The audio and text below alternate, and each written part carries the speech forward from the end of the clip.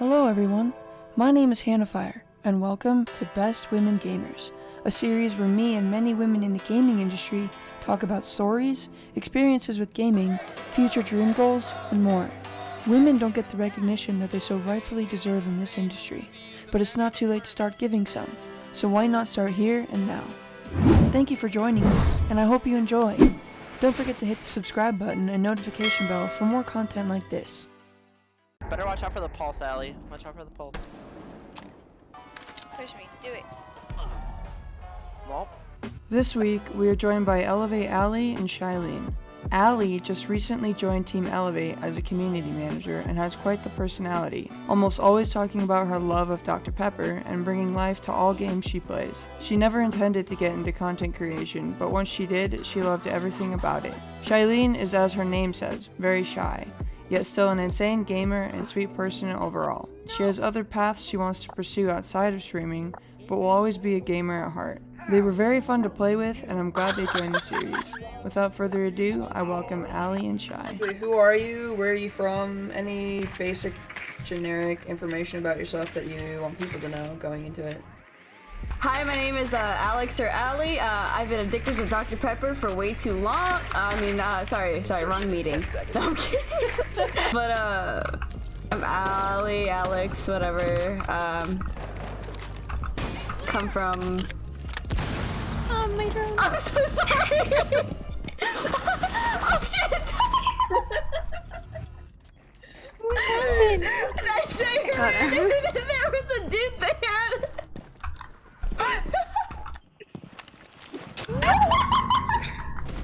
This is going so well. I tried to name.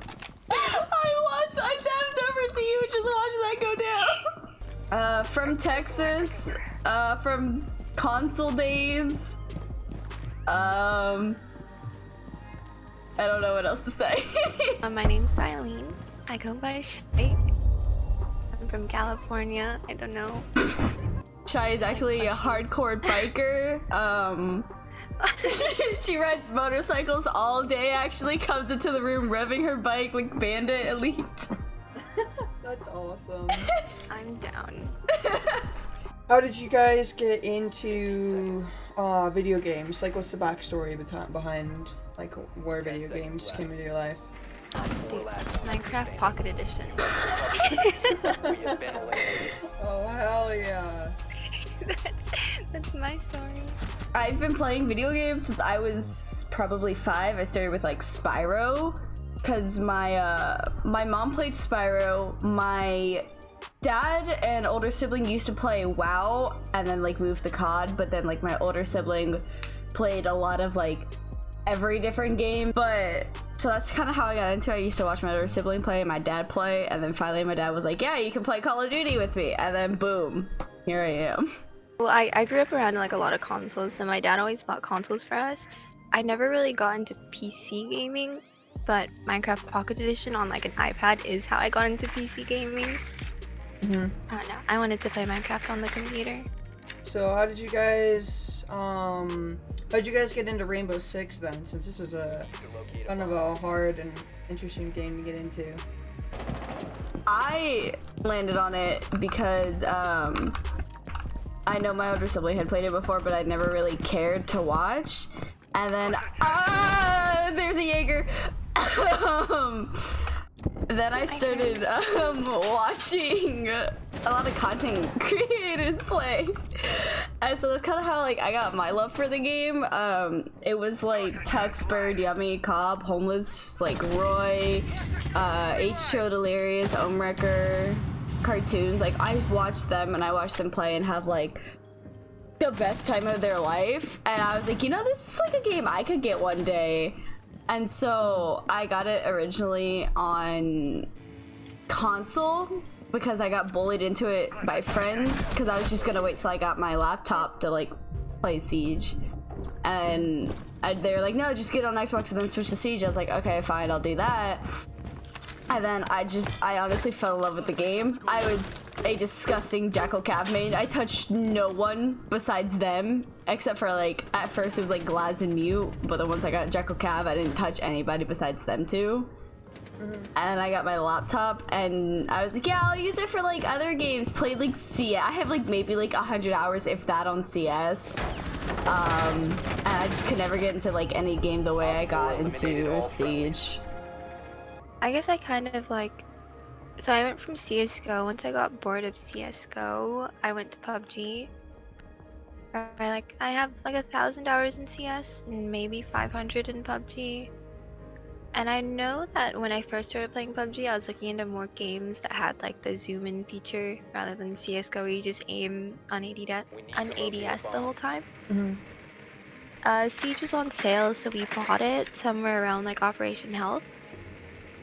And I played it for like 200 hours maybe, and then I guess it got too hard for me or something and I left, and then I came back in Grimsky and I've been playing ever since. So, are you guys a part of any teams or orgs at the moment? And we're teamed with Linus and Tycho. Yeah, on And our Ryan. vice. 5 seconds Okay. to insertion. How did you guys like find the org, and why did they pick you up? So I got into it. My friends and I threw together a like really bad like rank stacked almost, because we were doing Go Force and we were doing CL quals just for, you know, fun. And my team ran into the main honor, so like the old guys like honor roster, and I became friends. My team did not like them. I became friends with them, got along with them like very well, and so I started like hanging out with them, playing games with them, and then I kind of just got to know the org and everybody in it. And I was talking to Linus one day. It was me, Linus, Tack, and someone else. And we started talking one day, and Tack was like, you know, Honor should like make a CCSW team. And Linus was like, oh yeah, like we should start that. Ali, are you down? And I was like, what's the worst that'll happen? And that was talked about like before like invites was a thing, and then it just wasn't talked about since. So I was like, okay, like it's just not gonna happen. I'm kind of vibing. And then it got brought up again. They're like, hey, like we want you like to try out. And I was like, okay, sure. And yeah, kind of how that's my story.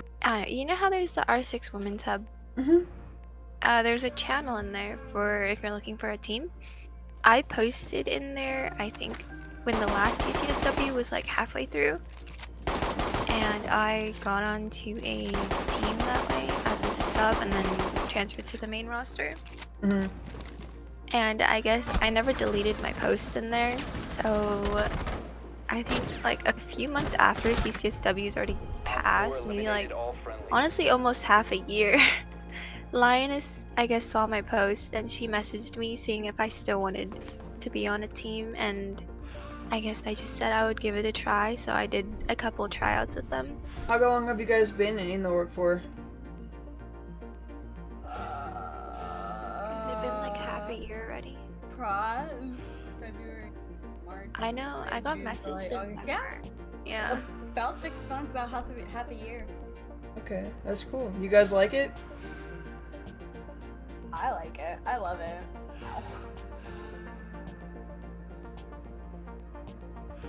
Shy's like, eh. Like, I actually hate all of them, but this is recorded, so I can't say it. I have to say I love you guys. Damn it. I like it, but it gets stressful sometimes. Secure the bombs. I feel you.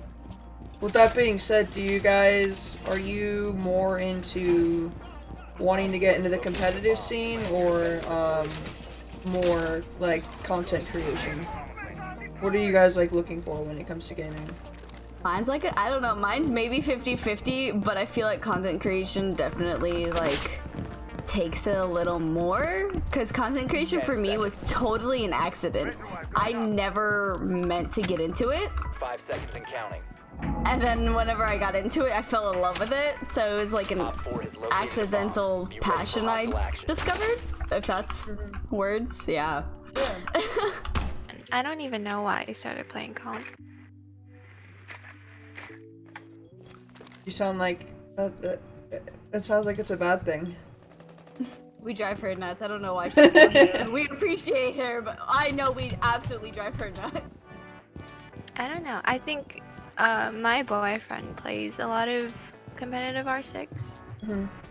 So I guess when CCSW came out, he kept sending me links to it and telling me to join it. You're about to get And I wasn't convinced until like halfway through CCSW when I actually watched him play. I was like, oh, that looks really cool. I want to play too.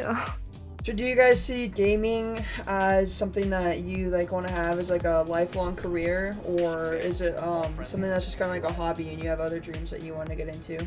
I definitely want to stick video games as long as I can. I want to make a career out of this, whether it's like content creation, pro, whatever. Working for an org, like that's definitely like I found what I'm gonna do in life. It's just the awkward silence of me not knowing if Ali's done or not. Oh, I'm sorry. I'm gonna start saying over like a radio. Over. I don't know. I definitely will always play video games, probably. But I do have like a career path that I want to go down. Okay. What do you want to get into? I'm fresh in college. I'm a freshman in college, and I'm probably gonna be going into either. I wanted to go into mechanical engineering, but I think I'm gonna go into either electrical or computer engineering.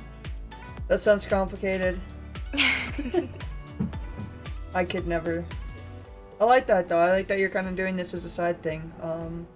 It's kind of nice to have something like this to fill up your time and kind of meet new people, especially when it comes to video games, and kind of building new relationships on top of like other dreams that you have.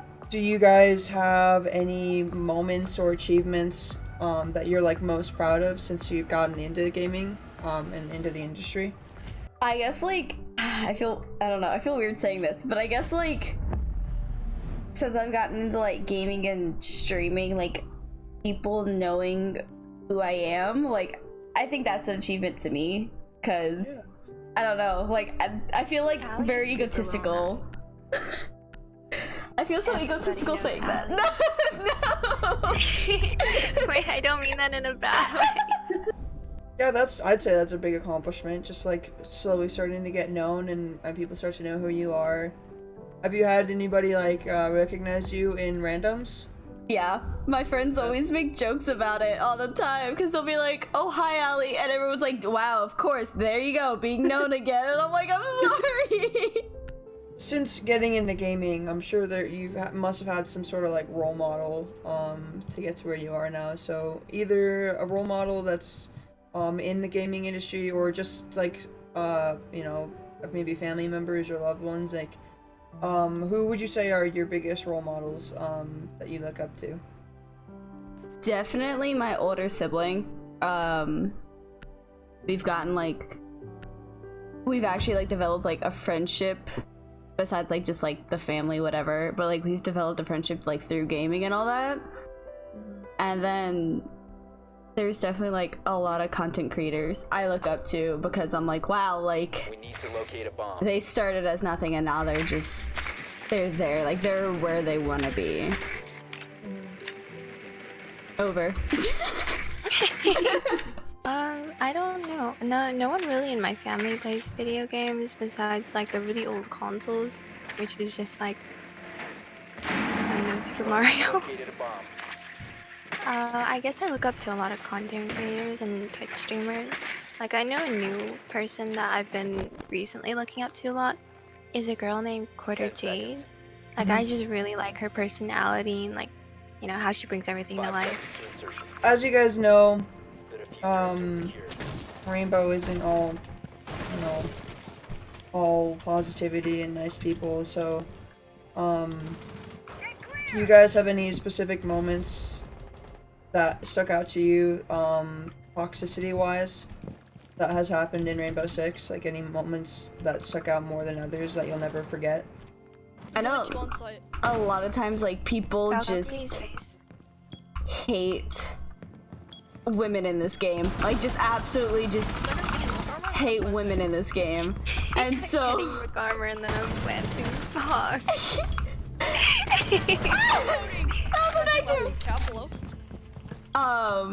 Yeah, I've definitely been told many not nice things in this game.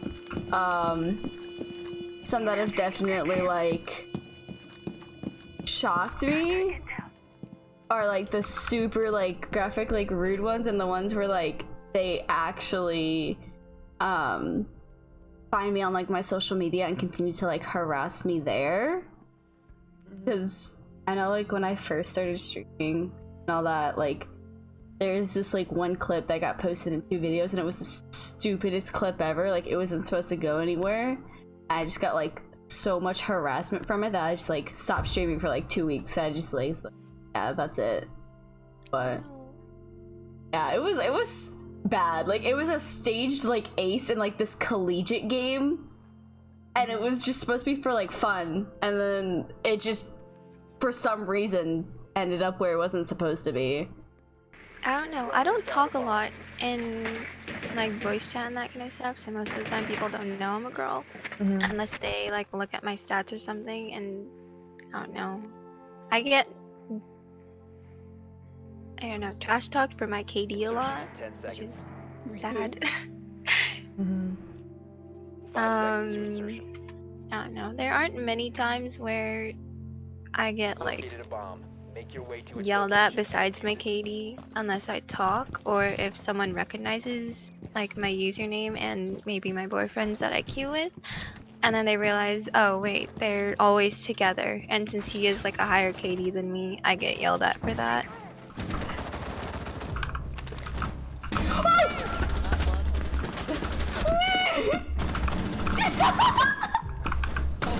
You good? Oh, behind me, Cat! You're gonna eat my ass! Please, please, Someone please! through surviving.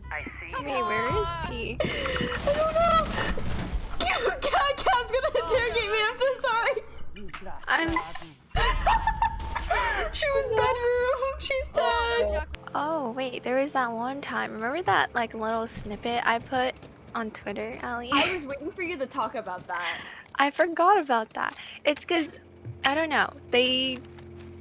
I think it was just they were really bored that day, and I guess me and my friends were kind of bored as well, so we just started arguing with each other.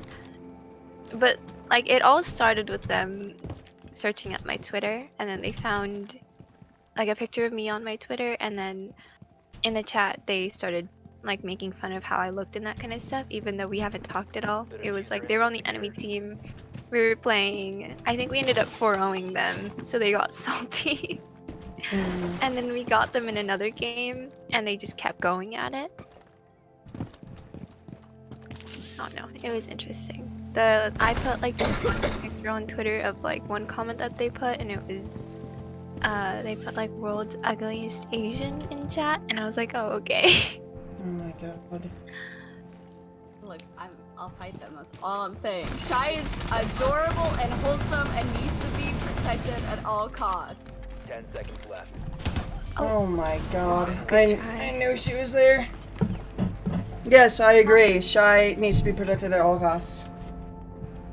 I actually ended up making friends with them in the end somehow. How do you guys deal with toxicity, especially if it's like targeted at a woman Located a bomb. or like Make your way yourselves? to its location. I cry. I'm not gonna lie, sometimes, like most of the time, I'll either like rebuttal back or I just won't give them the time of day, because that's what they want is like their reaction. So, I know, like, I'll just like, it's fine, it's whatever. But other times, like, there are times where like it really does get to me, and I'll be honest, I've cried from like some toxicity because it just gets to me. Is there any like changes that you want to see in the gaming industry when it comes to sexism, like ways to deal with it, either from businesses or bigger creators, or just anything in general that you think could help? I kind of wish you could punish people for some of the things they say. Because I know you can just like, you can report someone for abusive chat or abusive voice chat, but I don't think it really does anything. Secure the I know there's attention brought to it, but I really just don't feel like there's like enough attention brought to it in a way. Cause like a lot of times people are like, oh, you wouldn't survive in a Call of Duty lobby. Well, that's not the point of it. I mean, there shouldn't be a, oh, you wouldn't have survived here. It's like, it's not that. It shouldn't be a thing in the first place. Like, 5 seconds. I don't really think there should be toxicity towards anybody in general. Like, I get banter, like friendly banter is a thing. But like, I know like when my friends start being toxic, I'm just like, I get uncomfortable. I'm like, I don't know like why y'all are being toxic. There's kind of like no point. But I just feel, I don't know. Alright, so I guess that brings me to my last question. Do you have any tips or advice on, streaming, playing games, handling toxicity, or just anything about gaming, in general that either you would have wanted to know yourself getting into it, or that you just think people should know? Definitely for streaming, like, I know a lot of people get discouraged, like, when they first start, because it doesn't, like, go how they, like, planned it to, or whatever. I know a lot of people are like, oh, it's, like, super easy, I'll get, like, 10 viewers off the bat, and they have, like, 2. And they're like, wow, this is so hard, to get discouraged and just stop. I just feel like people, if people knew, like, you've got to start from ground zero, like, you've got to start from the bottom up, and just to work your way and be consistent, and, like, if it's, like, your passion, then make it work, type thing. I guess, well, I relate to a lot of what Ali says. I'm kind of lucky at where I'm starting, at least, or starting back up from streaming. Because I kind of, like, I started my channel over 5 years ago when I was 13. Are secure. And a lot of the people, like, I love, I guess, my community, quote unquote, but they're all my friends now because I've known them for so long. But, you know, even after 5 years, they still show up, and I love it. I love them. Oh no, you can't really just. Oh no, I know no! Fink is rushing. Some people take for granted when someone helps them out. I'm gonna die. But I don't really know how to phrase that. You know how I guess some people take for granted how easy it is to stream, kind of what Ali said, like they think they're gonna get a bunch of viewers off the bat.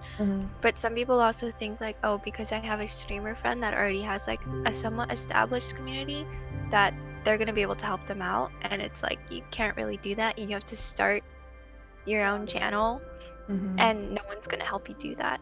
Like, I want to piggyback off of that. Like, there's definitely like, you can share communities with people, but like you can't expect to take their community and make it yours as well. Because like if you stream with friends, you're definitely gonna end up getting shared people and like part of a shared community, and that's like gonna happen. But you can't just expect to be like, I have like 1 follower and then I'm gonna stream with like my friend who has like 200,000 and then I'm gonna get like 500 right now. I don't know. I had a friend that did that before. Like, I tried to help him out because he was a really good friend to me, and I guess I wasn't really exposed to how greedy people would get when it came to that kind of stuff. And it just got to the point where I would be streaming and he saw that I was streaming, so he'd come in and like he'd talk for maybe 5 minutes with me, and then he'd announce to everyone in my stream that he was gonna go start streaming. Down to 5 Or like he would DM me in game that everyone in my stream could see that he was streaming. He would DM me like, hey, I'm gonna start stream right now. So my whole entire stream could see it, and I would just be like, I don't know. I got really discouraged, and I thought that everyone liked him better, so I stopped streaming. But do you guys have anything specific you want to promote in the video? Dr. Pepper is the best thing ever. Yeah. I'll second it. Yeah. We need to get you that sponsor. I think that's it. Thank you guys for being here and doing this interview with me. It was super fun. You guys are hella fun to play with. Thank you. Corona?